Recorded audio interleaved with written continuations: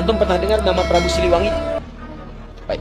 Prabu Siliwangi, bentarang kekuasaannya di awal abad ke-14, di akhir abad ke-15.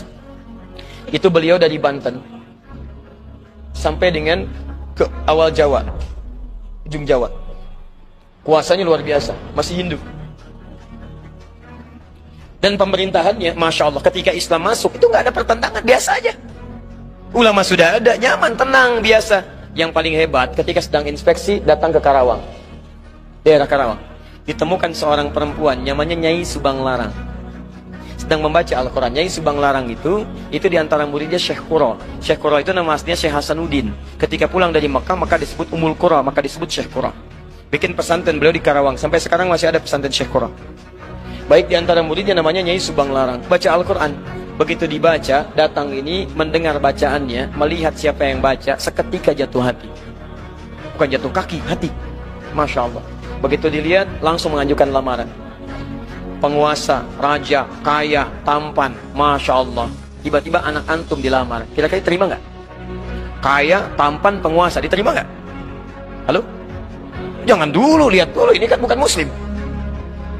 Oh, bukan pakai bukan muslim. Quran surah kedua ayat 221, lihat kalimatnya.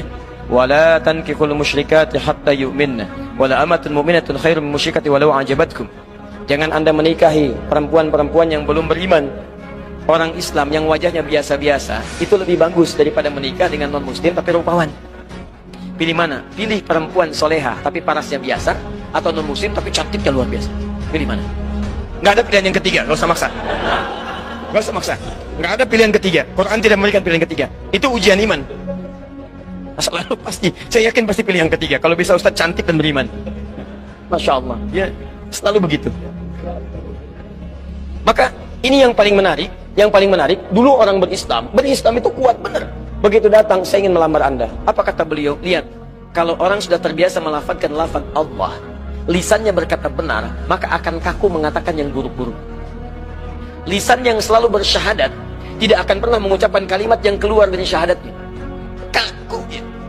Lisan yang selalu berkata benar, katanya baik, akan kesulitan mencari kosakata yang kotor. Antum kalau terbiasa berkata yang baik-baik, akan berkata yang kotor itu nggak akan bisa, Pak. Nyari kosakatanya susah. Sama dengan lisan yang selalu bersyahadat 9 kali dalam sehari. 9 kali paling minimal. Subuh sekali, zuhur 2 kali, asar 2 kali, maghrib 2 kali, isya 2 kali. Asyhadu an la ilaha illallah, asyhadu anna Muhammadar Rasulullah. Lisan orang bersyahadat mustahil bisa mengungkapkan dengan lisannya kalimat-kalimat yang mengurangi nilai syahadat. Masuk Islam dulu, katanya Subang Larang. Masuk Islam dulu, baru saya ikut. Dengan nggak ada apa-apa. Padahal di hadapannya seorang pengusaha, penguasa tampan, punya kekuasaan, tapi kalimat itu kalau sudah lekat dengan Allah, nggak ada nilainya yang lain. Allah.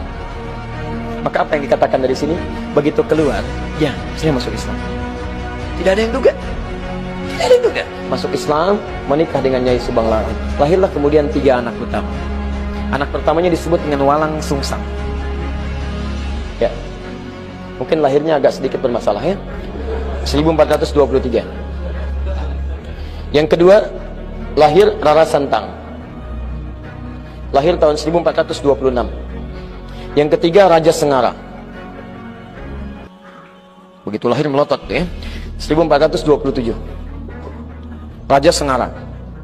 Baik, yang paling menarik semuanya masuk Islam, jelas. Walang Sungsang berubah nama jadi Abdullah Iman. Abdullah Iman. Masya Allah. Perhatikan, ini begitu Islam masuk membawa pedoman kebaikan, jadi baik. Dengan Hindu gak ada masalah, dengan Buddha gak ada masalah. Tiba-tiba masuk Islam dan berubah jadi kebaikan. Tiba-tiba apa yang terjadi, ini yang mau saya tunjukkan.